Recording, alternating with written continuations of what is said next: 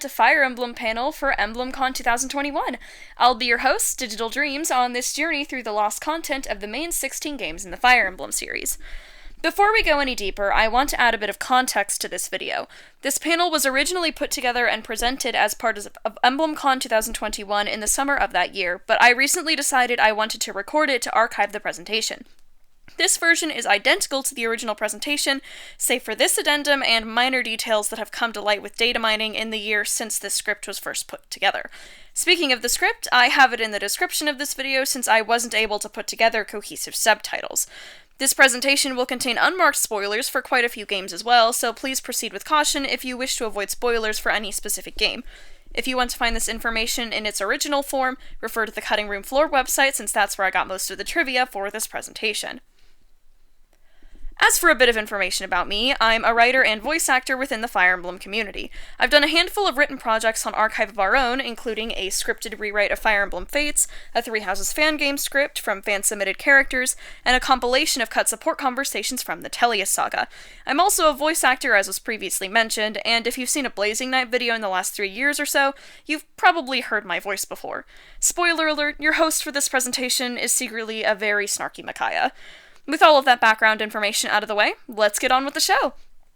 I've always loved cut content from video games. I think it's interesting to look at what did and did not make it into the final cut of the game, and Fire Emblem is no stranger to unused parts. Each game in the series has different bits and pieces that were cut from the final version of the game, but the code still holds traces of these trivia pieces, and they are what we're going to be looking at in detail today.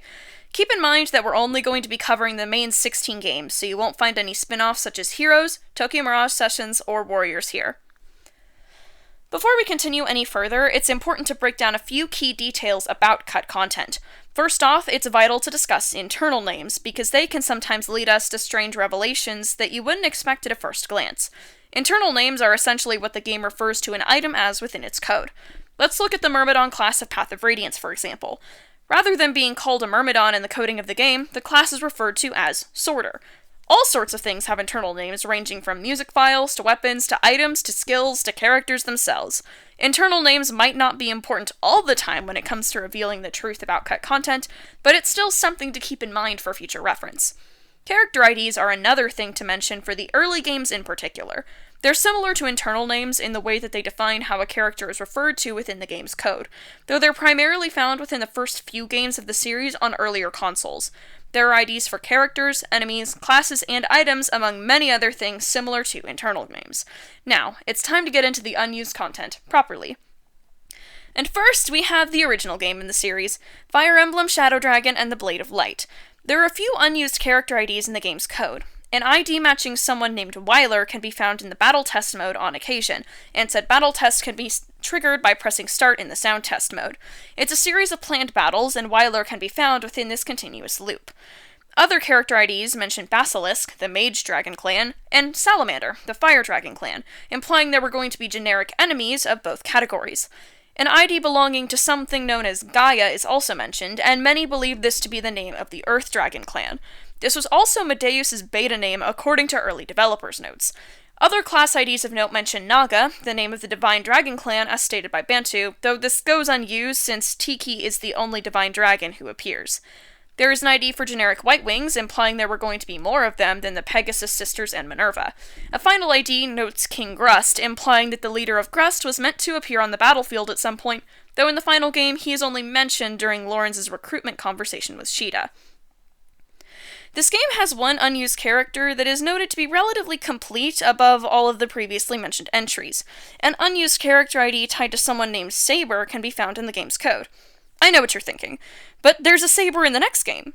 The different spellings of their names is intentional, and they are spelled differently in the Japanese versions of FE1 and Gaiden as well. Much of his data is duplicated from other characters, but there are a few interesting details about Saber. He uses Michaelis' portrait when hacked into the game, and his growth rates are identical to what you would find on Elise and Goto. Ogma is the one who can recruit him, according to the programming, but if the two speak, Wendell's recruitment dialogue plays out instead, since there isn't any unique speech program between them. His character ending is once again taken from Wendell. Saber is relatively complete, yes, but much of what we do know about him is taken from other characters. Let's go from one spelling of Saber to another as we transition to Gaiden, the second game in the series. Once again, there are a handful of unused character IDs in the game's code.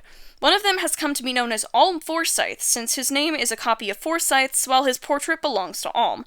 This character was supposed to join the group as a level 5 paladin, and his unique base stats can be seen on screen. Another strange unused character is a clone of Clive, and everything is the same between the two versions, save for the unused Clive having 0 points of resistance, while the version in the final game has 1 point of it. Massive differences there, game. There are a few unused enemy IDs in this game as well, though there aren't as many as there were in the first game. One character goes by the name of Hannibal, and he shares a portrait with Slade. Massena, an NPC in the final game, also has an enemy ID. He has never fought in Gaiden, but it seems as if he was going to take to the battlefield at one point. My personal favorite of these unused enemy IDs is a typo within the code referring to an enemy faction as Dolthkun. Given the context of previous enemy naming schemes, it's obvious that this was an error on the part of the development team, especially since he's referred to as the Great Cantor Dolth in-game. There is one item within Gaiden that was left unused, but if it's hacked into the game, it's fully functional. The item in question is a spell known as Gaia. What is it with Gaia and being unused in this series? Anyway, the spell has perfect accuracy, but all of its other stats are 0. Priestesses can use it when it's hacked in. Finally, let's go over unused classes. There are a few monster classes left abandoned in the code, specifically devils and serpents. Naga is once again mentioned in the code, though chances are that this is a monster-promoted class rather than the Arcanean Divine Dragon. As for human classes, there are High Knights, Berserkers, and Generals. Berserkers would later be used in the series, but High Knights are a mystery. The class commonly known as General, a promoted armor unit, is known as Baron in this game, hence General being unused as a class name even though there are promoted armor units. The third game in the series, Mystery of the Emblem, is split into 2 parts. The first is a highly shortened remake of the first game of the series, while the second part covers a new story. The slightly shortened segment of the remake is where some of the unused content of this game comes from. 5 chapters were cut from the first book, and their corresponding recruited characters and bosses are unused and still in the game's code. The characters in question are Riss, Daros, Beck, Roger, Jake, and Goto. It's worth noting that Goto still appears in the game as a minor character in the first half, but he isn't playable since his recruitment chapter was removed from Mystery of the Emblem. The peculiar Wyler character I mentioned previously is once again unused, but included in the game's code. Accompanying him are the following bosses from the cut chapters of the game's first half: Bentheon of Chapter 4, Manu of Chapter 9, Grigas of Chapter 13, Stemlin of Chapter 18, and Oridion of Chapter 21. A sub-boss by the name of Heimler from the game's original Chapter 12 should have appeared in this game's Chapter 10, but he was removed from the remake. Just like in the past 2 games, there are unused classes in this game as well. One of them is the Dark Knight, a variation of the Cavalier. Its map sprites are unique, but its battle sprites are shared with the Cavalier class. Growth rates and base statistics for this particular class can be found on the screen at this time. Much like in Gaiden, there is an unused variation of a promoted armor unit. This time, the class is called Guardian. Its battle sprites are the same as the general class, save for the silver color palette. This class cannot use weapons in the game itself, but the debug mode shows that the class uses lances. Once again, growth rates and base stats can be seen on screen. The third unused class is the Ocean Dragon, a water-based dragon species. They can move freely over water terrain and have a unique set of sprites for moving and attacking, but it lacks an idle animation. While this class has no specific breath, it can use other breath types if they are hacked in. Further digging shows that the Ocean Dragon's corresponding breath was repurposed into the Alm staff later in development. Growths and bases are on screen as before.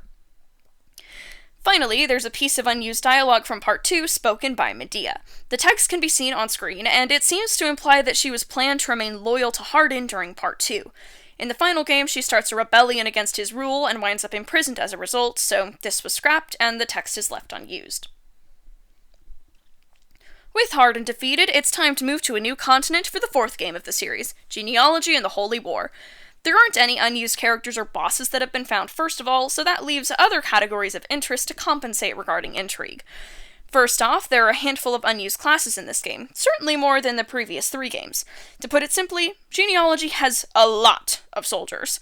The unused classes are called Soldier, Sword Soldier, Spear Soldier, Axe Soldier, and uniquely, archer. They're all foot units that use the different weapons that fit their names. The spear soldier appears to be a stronger version of the regular soldier class. Maybe these classes were removed in favor of the armored classes for each of these weapons, though there isn't a way to know for sure. The archer was later replaced with the bowfighter class, and the soldier and spear soldier have a unique portrait not found in the final game. The two unused items of this game are both staves, and they go by the titles of the Charm Staff and Thief's Staff. The Charm Staff is a mystery, but appears to be a status staff similar to Silence, Sleep, or Berserk, though the name is the only hint we have as to its effect. There's no way to say for sure what it does, since it crashes the game upon being used. The Thief's Staff is meant to steal gold from enemies, but it only works with map animations off. If animations are not off, the game will once again crash. The staff was ultimately brought back in Thracia 776, but the Charm Staff remains enigmatic to all. The final unused piece of content consists of skills.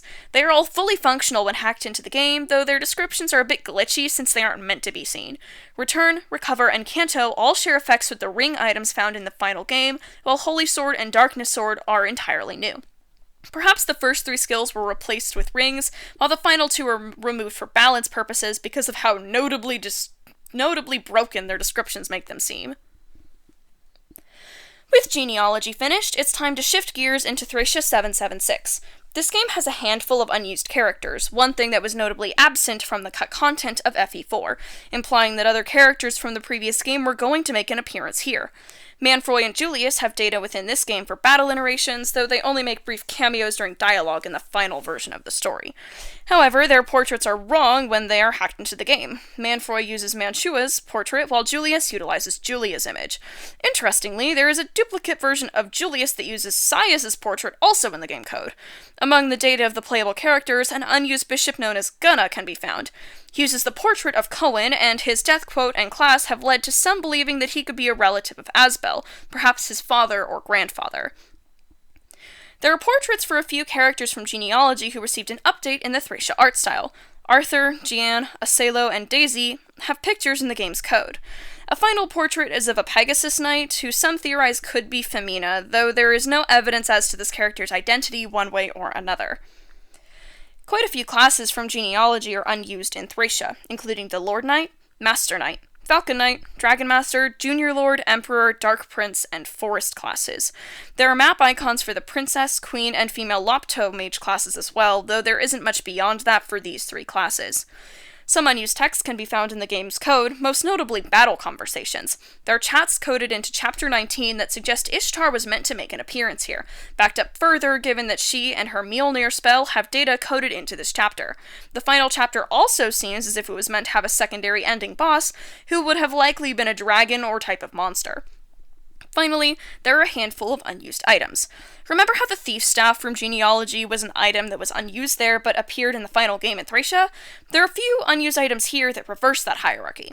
The weapons of Gabolg, Gungir, Volflame, Mjolnir's Genealogy version, Aura, Loptir, and Bolganone are from Genealogy but aren't used in Thracia. Other items known as the Darkness Spear, Master Seal, and Watchstaff are also unused. Highlighting descriptions for some of the spells can cause the game to crash since their descriptions are inaccurate, but aside from that, all of these items work, albeit in a very glitchy way. The Watchstaff illuminates the screen when used, but it doesn't do much else.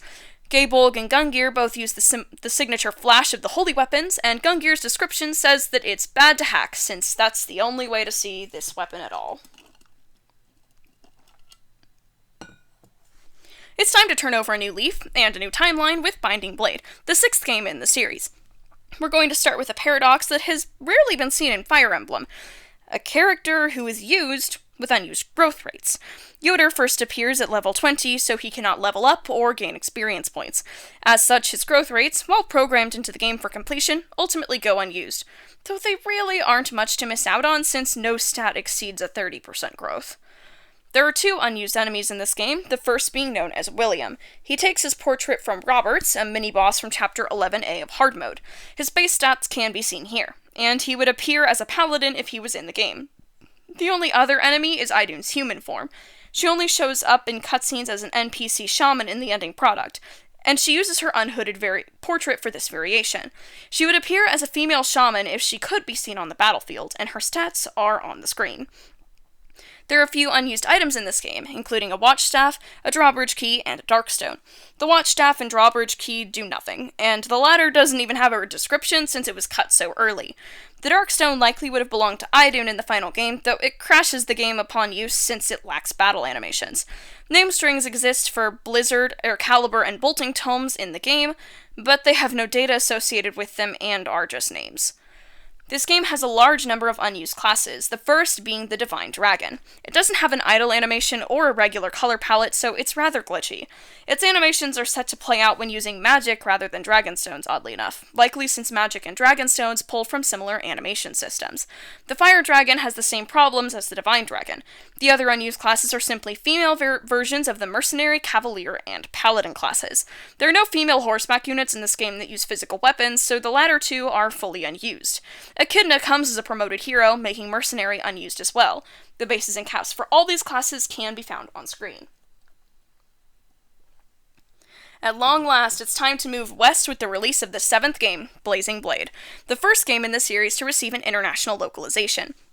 There are a handful of unused names in this game that were likely meant to be for either playable characters or bosses. The first is Igreen, which fans of Binding Blade will recognize as a pre-promoted sniper from the previous installment.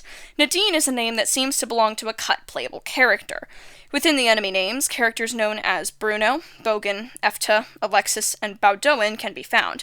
Igor is another name mentioned, and while this character appears in Linus' version of Four-Fanged Offense, he never appears in combat or gameplay. The last name, Santals, appears to be a different translation for Santaruz, a territory of Lycia. There are a few unused classes in this game, and they are similar to those found in Binding Blade, in that some of them are female versions of used classes. The female mercenary and hero classes are both unused in the final game here. The mercenary sprite appeared in some early screenshots of the game, and it seems to be left over from Binding Blade. Female hero is less functional since it lacks battle animation, and it is once again a piece of leftovers, this time from Echidna specifically. The Pier class is halfway used in the final game, given that it is the class used by Elbert during a story cutscene. It isn't seen in gameplay and has no text description or combat animations. It has bases and maximum statistics, though they seem to be placeholders. There's a female version of this Pier class with almost identical traits that utilizes the sprite of the Queen class. Bramamond has his own exclusive class, despite only appearing in cutscenes, and it shares a name with him. Its stats are identical to what is used for the Archsage class found on Athos, and the class can use dark magic and staves.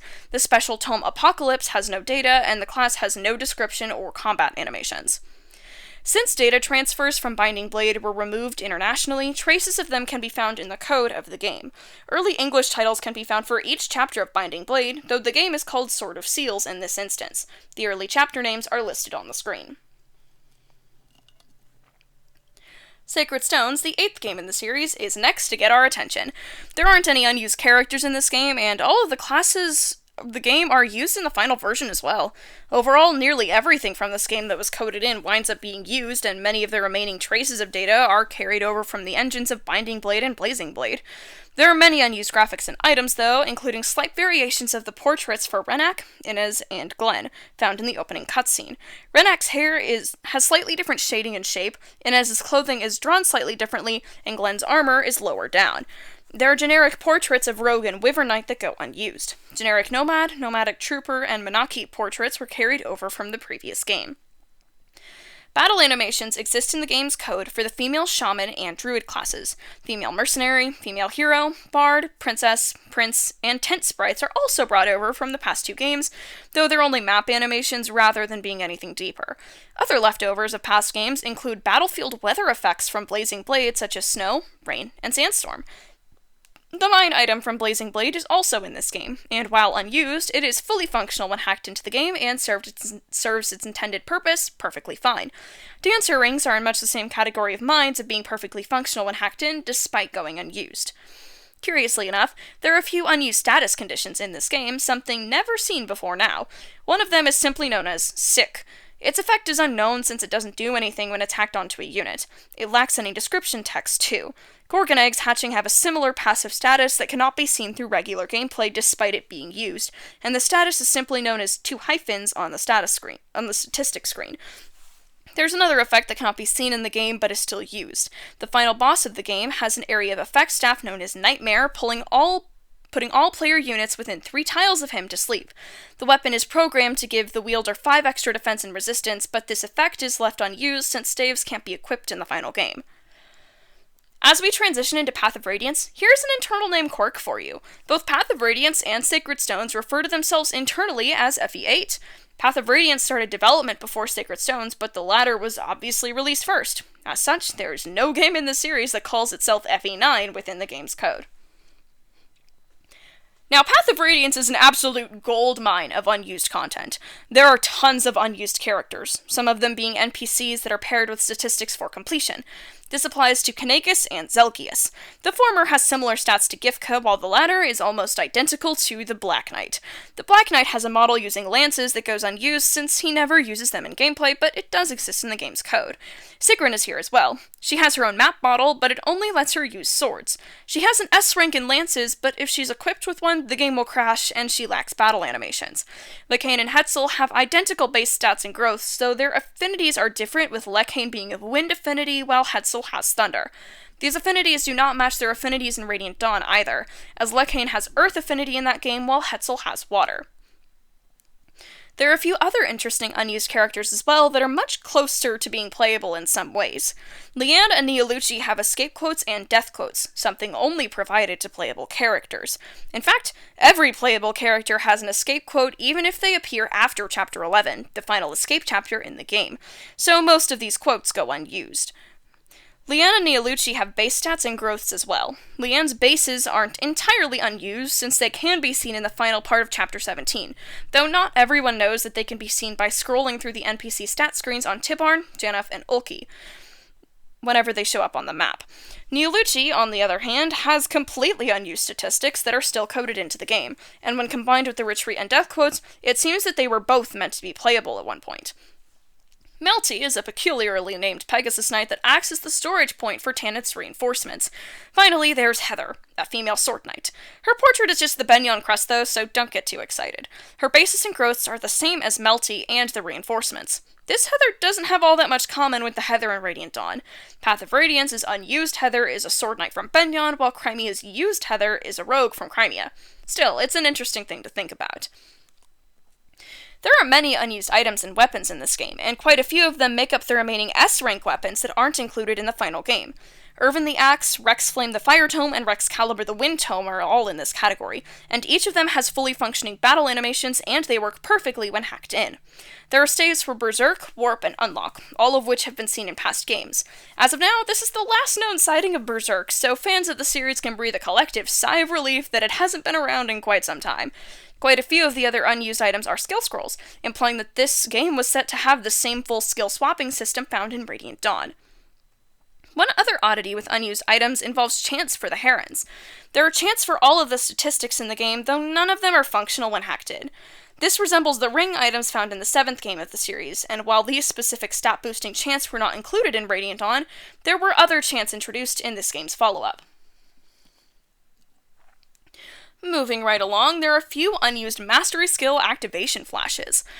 There were meant to be unique mastery skills for Wyvern Lords, Bishops, and Generals, but instead they shared their mastery skills with Falcon Knights, Sages, and Halberdiers respectively.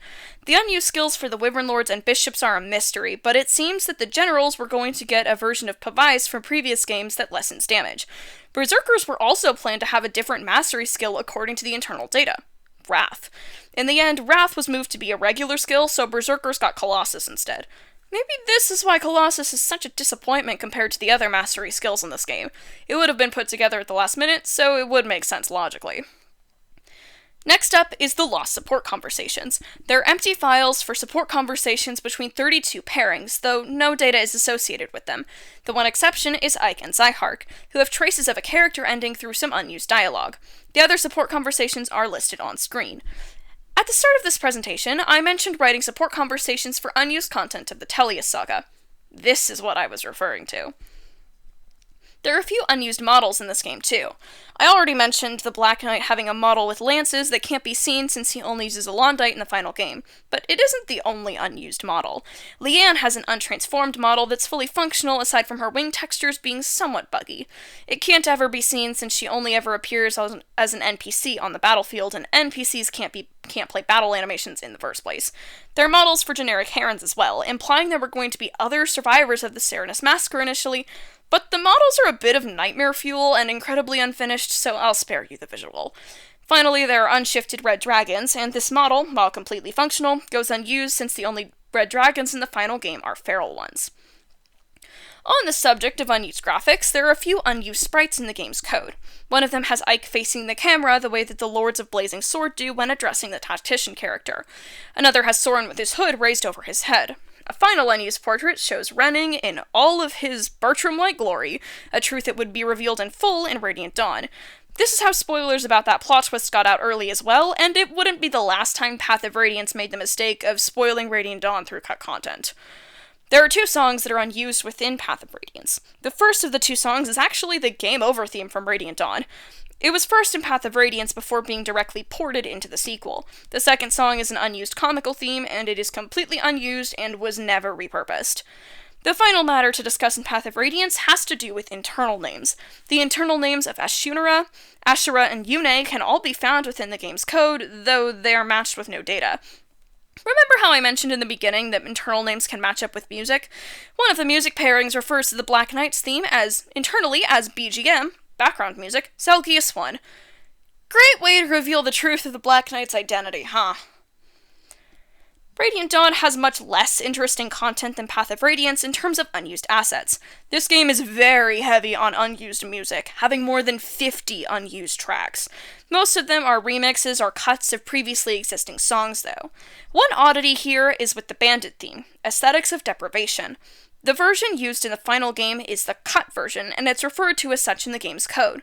The full version is still in the game's code, so perhaps it's a mistake that the full song with its included violin melody was cut and left unused. Zelgius is the only unused character of this game, never appearing in combat, but instead only in cutscenes. Zelgius is identical to the Black Knight, and he can use swords and lances as a martial. He is never seen using the latter, but he is fully functional with them and even has unique animations. There are many unused items, with most of them being skill scrolls carried over from items or skills from Path of Radiance. Serenity and Tempest are carried over as skill scrolls and are fully functional despite the skills not being in Radiant Dawn. Mines and Warp Powder also exist, and all of them have the same description. If this appears, it's a bug. Report it. Other items with this description are skill scrolls for Laguz Guard, Bjork Guard, Full Guard, the Night Ward, and the Night Ring. None of these items have any functionality when hacked into the game, though. There are a few items that are mostly functional, though, including a Slim Lance and versions of Ashera's magic that apply to the Dark Element. The magical attacks only have the name of Dummy, but are otherwise complete with descriptions and statistics. There's one oddity about this game that, while not unused, is still a very niche fact, so rare that not even the developers caught it. Volk charges 50 gold pieces per lock picked in Path of Radiance, and the same applies to Radiant Dawn. However, not many people would know this since there's only one chest left after he joins, and that would be the Matrona's chest in Endgame's first part. If you have less than 50 gold while trying to pick this lock, you are met with only the text of Dummy. Yeah. The developers didn't even realize this was a thing to worry about, so there isn't a description for the error message. It's so unlikely that this would happen in the first place, so that's certainly how it slipped through the cracks. The most frustrating part of Radiant Dawn's unused content is the fact that there's evidence of there being support conversations in this game. The everyone can support everyone system was present throughout all of development, but more than 330 select pairs were meant to have specific A-level conversations. In the end, none of them were written, so all of these files go empty. A full list can be found on Serenus Forest if you wish to investigate it later. Once again, I've written all of these conversations on my own time, since Radiant Dawn deserved better than to have all of its supports cut.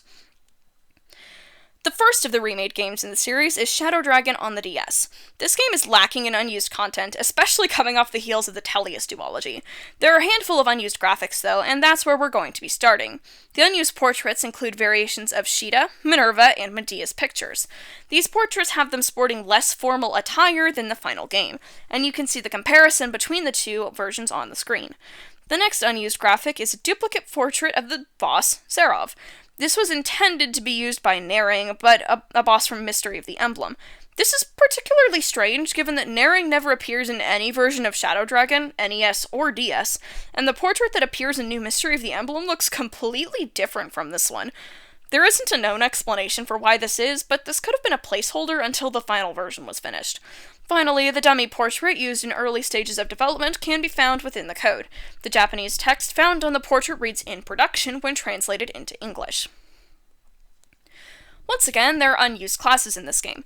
Fire Dragon, Mage Dragon, and Divine Dragon all exist as classes, though they lack any functioning map animations. There is data for male and female cavaliers on foot as well, implying the dismounting mechanic was planned to make a return for this game at one point. There are a few miscellaneous pieces of unused data in this game as well. The order function from the Tellius series was planned for this game before being scrapped. Blonde and purple hair qualities for women are fully functional when implemented into the game's code, but they go unused since no girls have those hair colors in this game. Finally, there's the torch item, which was likely cut since this game lacks any Fog of War maps. Perhaps the most interesting piece of unused data in this game comes in the form of a scrapped My Unit feature. This mechanic officially debuted in New Mystery of the Emblem, but there is data for it in Shadow Dragon, and this could be where the aforementioned blonde and purple hair models come from. There's an unused heading that reads My Unit, and it's the same spelling as the custom character from the next two games in the series. Speaking of the My Unit features, it's time to shift into the next game, New Mystery of the Emblem. It has much in common with its predecessor in terms of unused content in that there isn't much that was left on the cutting room floor. The torch item makes an unceremonious return, though it was cut because Fog of War only appears in 2 maps out of the game's total 45. Its usefulness would have been severely limited, hence it being eliminated and leaving players to tough through Fog of War on their own merits. There's also a small amount of unused dialogue in this game as well. One segment was likely removed because it would make little sense in context. During Prologue 7, Katarina questions Chris, the My Unit fill-in for this game, if there's an important person in their life.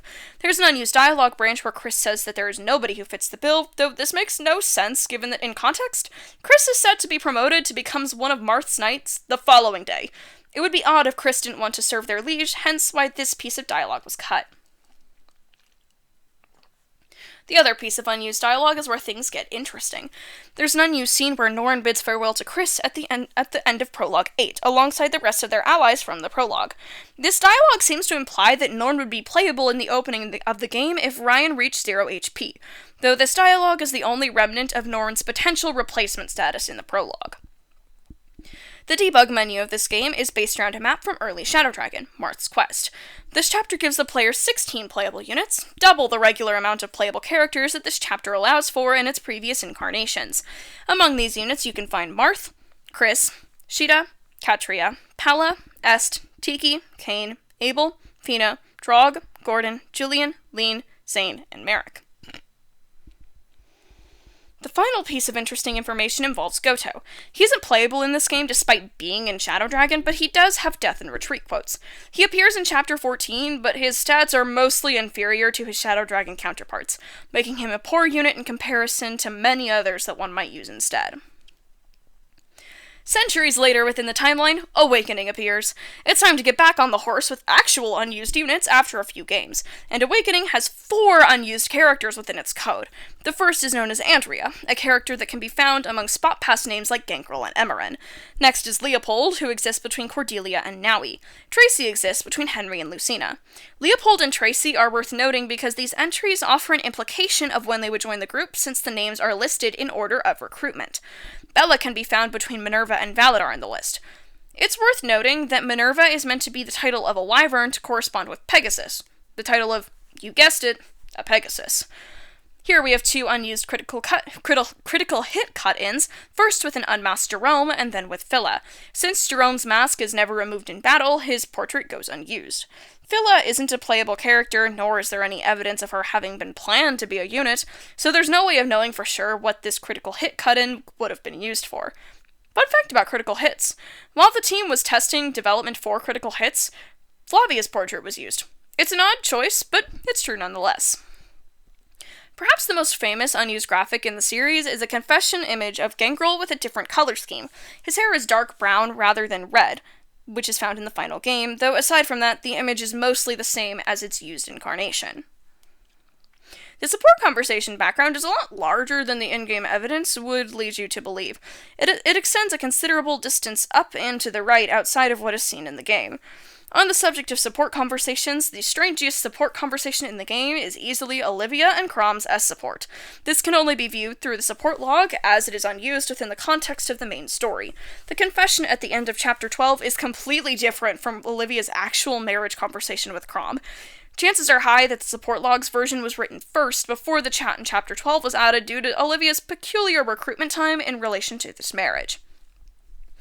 Shifting focus to Fates, we first have a slew of unused graphics. Lilith has unused critical hit cut-ins of her human form. These are impossible to see without hacking, since her only available critical hit portraits belong to her dragon form. Another unused portrait belongs to Lissa in the Before Awakening DLC of her having critical hit cut-ins, though these go unused since she uses staves, and in the final version of the map, she can't critical as a result. However, critical hit cut-ins are not the only unused graphics. There are blushing portraits of most of the capturable characters. Garen, Iago, Hans, Zola, and Makoto all have blushing portraits as well, and this makes one wonder where they would have been used, or if perhaps they only exist for completion. The two oddities among this group are Nicole and Candace. There are empty support directories for these two, implying they were once playable before being cut out. Nicole has an unused quote as well, adding further evidence to this theory. The hidden eyes of Niles and Perry are well-known Fates oddities. Niles and Perry both have eyes modeled into the game under their eye patch and hair respectively. Niles' eye is perpetually closed since it lacks animations, and Perry's eye is shown to be green, revealing that she is heterochromia. This eye does have animations, but it's unseen due to the hair covering her face. This was discovered by messing around with their private quarters models through hacking. Remember how I mentioned the frustrating bit of unused content from Radiant Dawn in the form of cut supports? Well, Fates has a frustrating piece of cut content as well. There are character endings for Izana, Scarlet, and Gunter for Revelation. Ouch. That would hurt. Izana has unpaired and paired endings for Revelation, though his unpaired ending is the same as Birthright and Conquest. He has a paired ending for when he marries someone beside Corrin as well, though it goes unused in all paths since he can only wed the player character. Scarlet also has her single ending carried over from Birthright and a paired ending with Corrin coded in. Gunter has a paired ending with Corrin even though he cannot support in Revelation. If all of these characters remained playable, Yukimura would be the only unplayable character in Revelation. I'm going to spend the next 12 hours crying over what could have been. Scarlet, you deserve better. There's a strange unused capturable villager within the game's code. This is impossible to see since all enemies of the villager class are Phalites that cannot be captured. The villager uses Sumeragi's hooded portrait rather than a villager portrait too. The growth rates for the villager can be seen on screen. As you can see, they really aren't anything special. Another oddity is that Garen's personal weapon, Bulwark, is not only flagged to be used by him like other personal weapons are. For example, Fujin Yumi can only be used by Takumi even when placed in someone else's inventory. Bulwark, on the other hand, can be used by anyone as long as they have an S rank with axes. Charlotte, you know what to do. Fates has a collection of unused voice lines in the English version, most of them being combat grunts. There is unused English dialogue for the petting minigame that was cut internationally as well. Male Kana has a few extra lines where he refers to Takumi, Sakura, Leo, and Elise by name that go unused as well, likely to keep the voice line count consistent with female Kana. Speaking of female Kana, there's something odd about her in every version of the game. She is the only player character that cannot equip the bath towel accessory internationally because of a glitch in the Japanese version, where after she was placed in it, the accessory would become permanently locked to her, never to be removed again. Why does this happen? Nobody knows. The solution was to prevent her from using the bath towel at all outside of Japan, and so the model combination of Kana and the bath towel is left unused. Another funny fact about Fates is that the game has fail-safes in place if there isn't a colon assigned to the game's file. The replacement uses the same model and dialogue tag as the hooded Sumeragi from the prologue chapters of the game, and this strange figure has come to be known only as the Entity. If the Entity supports and has a child, Kana's critical hit cut-in will be disturbed. The color value of Kana's hair is pulled from Korin in this case, and without a value to pull from, the cut-in is left distorted. It's time to swap to the most recent remake of the series, Echoes. This project once again has an odd internal name, as the game internally refers to itself as Iron 16. Iron is a pun on the abbreviation of the periodic table element of the same name, otherwise known as FE. This is something that all of the 3DS Fire Emblem games do, as a matter of fact. The 16 stands for this being the 16th game in the series, with Heroes counting as number 15. This game has a collection of funny internal names as well, most of them tied with images within the main story. This Barkut image is referred to as Black Knight internally. This Claire picture refers to her as Bossy Lady, so someone on the development team must have found her to be bossy. The final of the quirky internal names comes from this picture of Conrad holding Celica, which is referred to as Princess Huggy. Those are certainly some interesting naming conventions. Speaking of Celica, there are unused voice clips for end of battle results screen where Celica died in the battle. Since she is unable to fall without triggering a game over, they go unused. The characters with these voice clips are Alm, Mycen, Saber, and Conrad, and their specific dialogue can be seen on screen. There's evidence in this game to suggest that at one point, Barkut and Fernand were both playable. They have a nearly complete set of voice clips and text strings that are specifically tied to being playable units. They don't have any conversations or character endings, but everything else is present and accounted for in terms of voice lines. Even though Fernand is playable in a few of the Rise of the Deliverance DLC maps, many of his voice clips still go unused. However, beyond voice clips and text strings, there is no data remaining to show that these two were meant to be playable. They lack base stats and growth rates, for example. However, there is an interesting distinction with Fernand. All of his enemy appearances refer to him as enemy, something that only happens with the characters that can be recruited from enemy factions such as Delthea, Zeke, Sonia, and Dean. Barkut lacks this trait though, since he is always an enemy, so there's no evidence beyond voice clips that he was meant to be playable. Finally, it's time to move towards the most recent game in the series, Three Houses. There's so much unused content in this game that it could have a presentation of its own, and it's the most unused content since Path of Radiance. There's a lot to cover, so let's get right into it, starting with the unused Infernal difficulty mode. This game is borderline unplayable on this difficulty setting because of how ridiculously high the enemy statistics are. In fact, it actually is unplayable from a technical standpoint too. Many chapters don't have the necessary script to set ending flags, meaning that players will be stuck in eternal purgatory if they tempt the beast of Infernal mode. Next, there's playable data existing for Geralt, Rhea, and Sothis, even though they're only NPCs in the final game. They all have complete growth rates, bases, stat caps, spell list, and skill data, as well as an entire set of voice clips.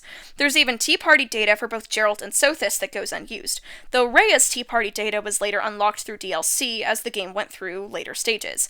In other words, these three were definitely planned to be playable at some point of development. An unknown member of those who slither in the dark named Cleopolis also has data in the game near Agarthan NPC names. This character is meant to use the Warlock class and would have likely appeared in Chapter 20 of Silver Snow and 21 of Verdant Wind. As has been revealed in Three Hopes, Cleopolis is the true name of Cornelia, which explains why this Agarthan enemy was cut while the others remained. Cleopolis couldn't have been in the Shambhala chapter since he holds plot relevance elsewhere in the story. There's a mystery girl in the Wave 3 DLC for a character that is 17 years old in the Commoner class.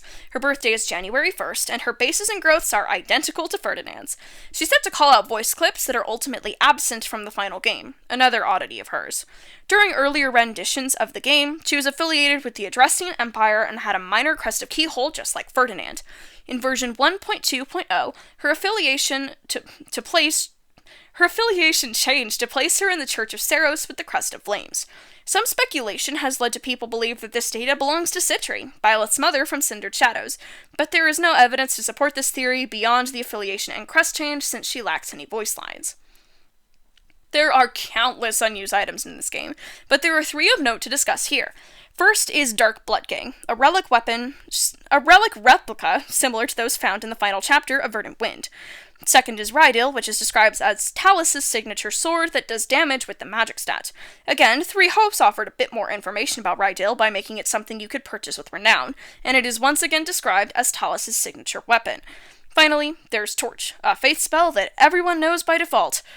It's unknown why Dark Bloodgang and Rydil were cut, but Torch was likely eliminated for being too situational. Curiously enough, there are a few unused crests in this game as well. One of them is called the Agarthan crest, while the other is known as the Crest of the Forge. They both have descriptions but lack an effect or an icon. The Scythe of Sariel, Athame, and Rydil are tagged to have compatibility with the Crest of Agartha, even though Rydil goes unused. Every forged weapon in this game is compatible with the Crest of the Forge, on the other hand. The Agarthan crest theoretically would have been tied to the people of Shambhala, but the Crest of the Forge remains a mystery. While there are a handful of unused skills in this game, as well. Light and Dark Magic have skills that offer plus 10 critical. Lance of Void plus 20 and Fistbreaker are variations for their specific weapon types in the final game. Black and White Magic both have skills that quadruple their uses. Discipline, which is similar to Lysithia's personal skill of Mastermind, is also found in the game's code. The others are all much harder to decipher, starting with a skill using the Wary Fighter icon from past games that is simply referred to as Missing Number. There are 3 skills that nullify effective damage, known as Infantry Effect Null, Dragon Effect Null, and simply Effect Null. Nothing is effective against infantry in the final game, hence this skill being cut. Dragons are a unit type exclusive to enemies, so it makes sense why this was removed as well. Effect Null may have been a balancing issue, but there isn't a notable theory for this removal aside from that. There are 2 final skills that are only names, those being Air of Intimidation and Path of the Conqueror. No other data exists for them, leaving you to wonder what they could have been used for. One oddity about Three Houses is that regardless of what set of voice clips is being used, English or Japanese, the Ashen Wolves always use their death screams from the Japanese version, so the English versions go unused. A few major NPCs also have unused death screams, and there are similar cries for all of the characters during Academy phase, even though nobody can actually die in the Academy phase of the game, instead only being injured. Next, there are unused graphics for Part 2 and S supports. The unused murals of Part 2s are War Phase images of the Horsebow Moon, Wyvern Moon, and Red Wolf Moon that are never seen since those months never happen within the second part of the game. There's also an alternative version of the Ethereal Moons Part 2 mural that is never seen in-game. As for S supports, there are variations of ending images with Sedith, Flayn, Catherine, and Cyril where Byleth's hair is its original dark color. This is impossible to see without hacking, since the only path where the dark hair returns is Crimson Flower, where none of these 4 characters can be recruited. Perhaps this could imply that they were possible to recruit in Crimson Flower at some point, though the images could also exist for the sake of completion. I find it odd that Hilda isn't here, though, and that leads me to believe that there were never any plans for Hilda to join your side in Crimson Flower at all. There's an unused ending between her and Byleth specifically for that route, but there's no S-support image to correspond to it. While all these S-supports are the reverse. There are smaller unused graphics in the game as well, such as variations of Dimitri and Rhea's timeskip sprites. There's an unused version for Dimitri that doesn't have an eye patch. This presumably would have been used for Crimson Flower, but instead Dimitri uses the regular eye patch sprite despite him not having an eye patch here. Rhea also has an alternative sprite for the Saint class found in Crimson Flower, but in the final game she just uses the regular Archbishop image instead. There are generic NPC dancers in the code as well, along with basic sprites for the DLC classes. A few alternate weapon type icons exist as well, and there are pictures that make it seem as if gambits were meant to have higher endurance than they do in the final game. There are weakness indicators for magic and gauntlets as well to be paired with monsters, but they go unused since no monsters follow these weakness sets. To finish this off, I'd like to show a gorgeous cutscene illustration cut from Chapter 2 that depicts Xanadu. This variation of the image shows a grown Sothis standing over the canyon. The final game has her replaced with a white statue lacking in details, but this version is certainly gorgeous and has a charm that nobody can deny. All of this has only scratched the surface of unused content throughout the Fire Emblem series. There are countless other details that I couldn't cover in this brief presentation, especially in Three Houses, and there could be facts in this game code that have yet to be discovered by hackers and data miners. If you would like to learn more about the cut content from video games, whether it be related to Fire Emblem or some other series, I once again highly suggest checking out the cutting room floor, since it compiles quite a large amount of information on unused content in one single location. I hope that you all found this presentation to be interesting, as it was an absolute joy to work on. Now you have a little obscure tidbits of Fire Emblem trivia to share with your friends at a party. With all of that said, I hope you all have a nice day, and I'll hopefully see you the next time Fire Emblem decides to be mischievous with its game code. If you want to see more from me, I have my social media linked down in the description below. Thank you again for watching, everyone.